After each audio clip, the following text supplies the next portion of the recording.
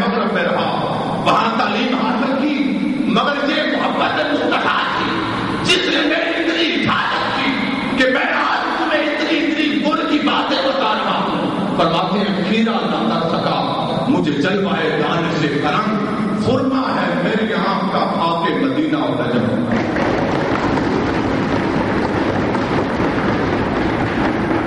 یہ اقبال کا وہ پیغام ہے، اور فرماتے ہیں کہ سخت محنت آج قوم نوجوان آسان سیل پسند ہو گئے۔ وہ فرماتے ہیں کہ آسانی تمہاری طبیعتوں کے اندر اتنی رس بس گئی ہے کہ ہر شعبے میں تم نے محنت چھوڑ دی ہے، اور تمہارے سوال کا ایک سوال یہ محنت کو چھوڑنا بھی ہے۔ جب تم نے محنت کو چھوڑا تو یہ بات ہم یہاں تک پہنچے کہ محنت جب کوئی قومیں بھی چھوڑ دیتی ہیں تو وہ دنیا میں زیادہ دیر تک زندہ نہیں رہتی۔ خواہ وہ عقائد میں محنت کو چھوڑے، خواہ وہ اسلام اور روحانیت کے اندر محنت کو چھوڑ دے، خواہ وہ جدید اور قدیم علوم کی محنت کو چھوڑ دے، محنت وہ بنیادی زیور ہے جو کسی بھی قوم کو معاشرے کے اندر زندہ رکھتی ہے۔ وہ فرماتے ہیں کہ تم نے محنت کرنا چھوڑ دیا تو نتیجہ یہ ہوا کہ آج تمہاری ہر چیز مغرب سے امپورٹ ہوتی ہے، اور پھر بھی شکوا کرتے ہیں۔ ایک چھوٹی گولی سے لے کر ہوائی جہاز تک اور ایٹم بم مختلف چیزوں تک ہمارا وہاں سے امپورٹ ہوتا ہے، کوئی چیز ہماری اپنی نہیں۔ وہ فرماتے ہیں تیرے تحفے ہے فرنگی، تیرے قالین ہے ایرانی، لہو مجھ کو رلاتی ہے جوانوں کی تن آسانی۔ تمہارا یہ خیر پسندی مجھے تنگ کرتی ہے، اور فرماتے ہیں کہ یہ بات ایسی ہے کہ اگر یہ درد لوگوں کے اندر پیدا ہو جائے،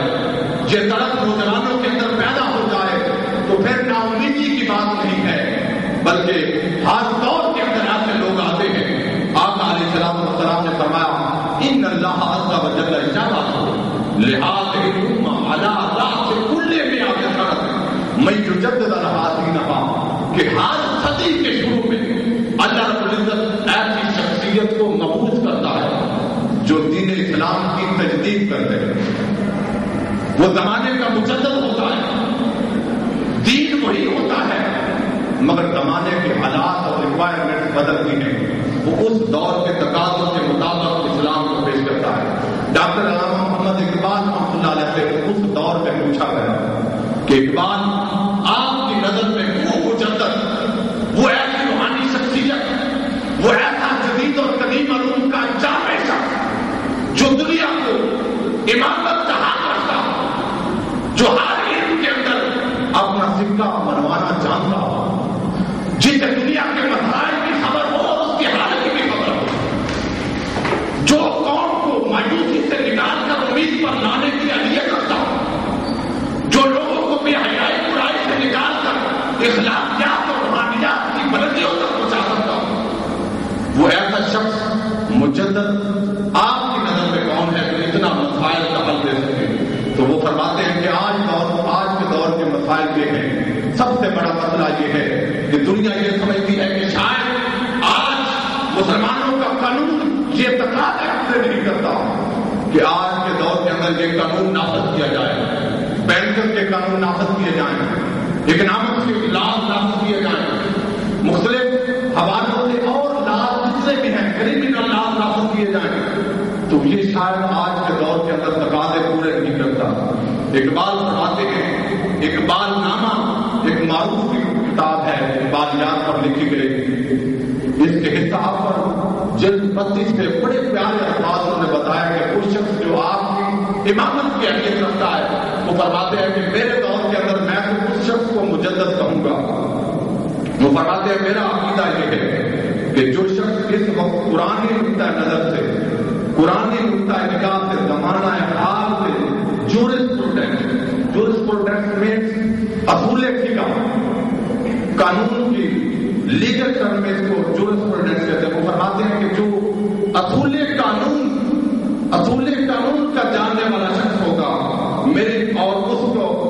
پر تنقیدی نگاہ سے مطالعہ کرنے والا شخص ہوگا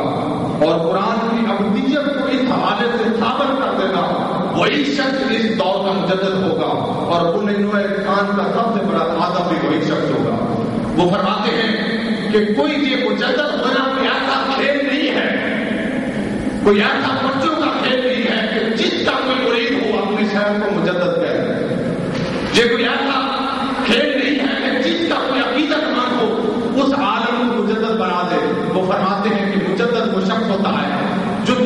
دنیاوی مسائل پر بھی نظر رکھتا ہو،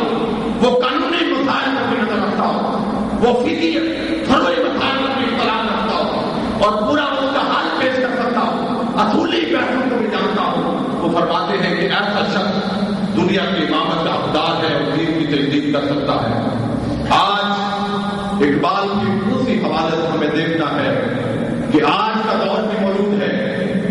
دنیا کے اندر بڑی بڑی قیادتیں ہیں، بڑے بڑے انقلاب کے قائد، بڑے بڑے نام نہاد مفکر اور بڑے بڑے لوگ دعوے دار ہیں، مگر آج دیکھنا یہ ہے کہ کون سا شخص ہے جس کو اللہ تعالیٰ نے یہ اہلیت عطا کی ہے کہ وہ بجا قرآن مجید کا جاننے والا ہو، اصول تفسیر کو جاننے والا ہو، قرآن مجید کی 14 صدیوں کے اندر لکھی جانے والی تفاسیر کو جاننے والا ہو۔ یہ میں اپنے طالب علم بھائیوں کو وہ معیار دے رہا ہوں کہ آج کے مختلف اسکالر ٹیلی ویژن پر آ کر اچھی گفتگو کرتے ہیں، دل دبانے والی ہمارا یہ پرابلم ہے کہ ہم لوگ انگلش زبان ہمیں آتی نہیں اور ہم مرغوب اتنا ہوتے ہیں، اس سے بھی ہم سمجھتے ہیں شاید جو بتاتے ہیں اسے انگلش میں گفتگو کریں وہی بہت بڑا عالم ہوگا۔ اس بات میں شک نہیں ہے کہ اللہ تعالیٰ کی علم وراثت ہے، اللہ تعالیٰ کی عطا ہے، وہ جسے چاہتا ہے اسے اتنا عطا فرماتا ہے، مگر ہمیں دیکھنا یہ ہے کوئی نہ کوئی کرائٹیریا ہونا چاہیے، جس کرائٹیریا پہ شخصیات کو رکھا جائے، کوئی نہ کوئی ایسا معیار اور پیمانہ ہونا چاہیے جس پہ پتا چلے کہ کس شخص کو اللہ تعالیٰ نے کتنی خیرات عطا دی۔ تو ایک پیمانہ میں اپنے طالب علم بھائیوں کو دے رہا ہوں اور یہی میری بات کا روب رباب ہے، اور ایک بات اسی طرح کی قیادت حکومت مسلمہ کے لیے چاہتے ہیں جو قدیم اور جدید کا جامع ہو، جن کی سوچ اور فکر میں وسعت ہو، جن کی سوچ میں انقلاب ہو، جن کا جذبے جوان ہو اور جس کے اندر صلاحیت ہو کہ جدید اور قدیم مسائل، آج کے مسائل ان کا حل پیش کر سکتے ہیں۔ آج یہ دیکھنا ہے کہ یہ پیمانہ ایک سیٹ ہونا چاہیے، اس پیمانے پہ کون سے قیادتیں ہیں دنیا کے اندر ہم تجزیہ کریں جو اس کو پیمانے پہ پورا ہو سکتی ہیں۔ آپ دیکھیں مسائل بے شمار ہیں، عقائد کے حوالے سے مسائل ہیں، اخلاقیات و روحانیت کے حوالے سے مسائل ہیں، آج مذاکیر کی عام ہے، منکرین تصوف کا مرتلہ ہے اور پوری دنیا میں مختلف حوالوں سے کام ہو رہا ہے، مگر دیکھنا یہ ہے کہ جیسے کہ گزارش کر رہا ہوں کہ جن شخص کے بھی علم کو دیکھنا ہو یہ دیکھا جاتا ہے کہ وہ قرآن مجید کا کتنا بڑا علم رکھنے والا ہے۔ پھر 14 صدیوں کے اندر قرآن مجید کی تفاسیر لکھی گئی، تفاسیر کا علم کتنا ہے اس شخص کے بعد۔ پھر تفاسیر لکھنے کا ایک طریقہ علماء مفسرین نے فرمایا، اس کو کہتے ہیں علم اصول حدیث، اصول تفسیر، اصول تفسیر کو وہ شخص کتنا جاننے والا ہے۔ دوسرا درجہ اسلام کے حوالے سے حدیث کا ہے، تو دیکھیں گے کہ 14 صدیوں کے اندر جتنا ذخیرہ حدیث دنیا کے اندر مدور ہوا ہے وہ شخص حدیث کا کتنا بڑا عالم ہے، اصول حدیث کا کتنا بڑا عالم ہے، اسماء و رجال کو کتنا علم رکھنے والا ہے۔ کوئی بھی قیادت کرنے والا شخص وہی قیادت کر سکے گا جب وہ حدیث کا جاننے والا ہو، حدیث میں قرآن میں سارے علوم ہیں اور پھر وہ اس سے استنباط کرنے کی اہلیت رکھتا ہو کہ احکام کس طرح استنباط کیا جاتا ہے، کس طرح استخراج کیا جاتا ہے، اور وہ دیکھنا ہوگا کہ